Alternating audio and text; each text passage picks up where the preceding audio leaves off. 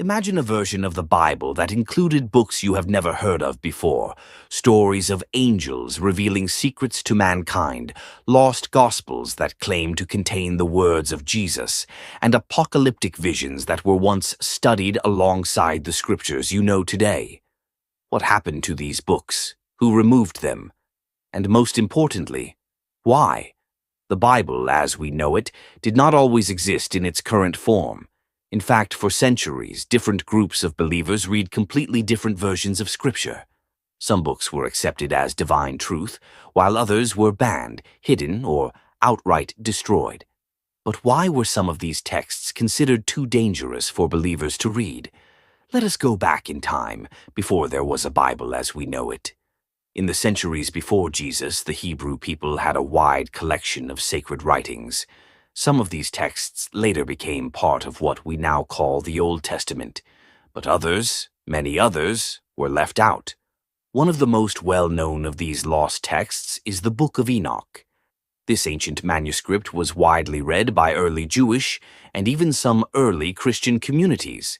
In fact, portions of it were found among the Dead Sea Scrolls, some of the oldest biblical manuscripts ever discovered.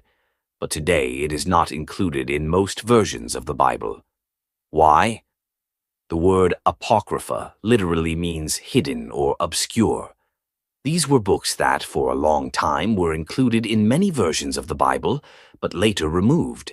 Some of the most famous apocryphal books include 1 and 2 Esdras, Tobit, Judith, Wisdom of Solomon, and Maccabees.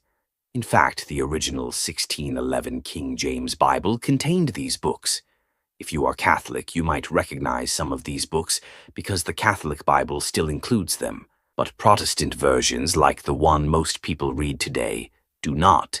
So, who decided that these books were no longer considered scripture? And why?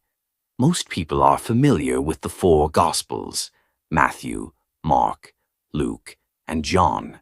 But what if I told you that there were many more Gospels, some claiming to record the very words of Jesus, yet they were left out of the Bible?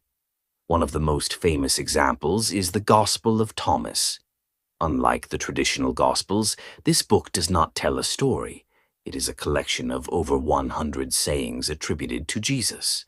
Some of these sayings sound very similar to what we find in the New Testament, but others completely different.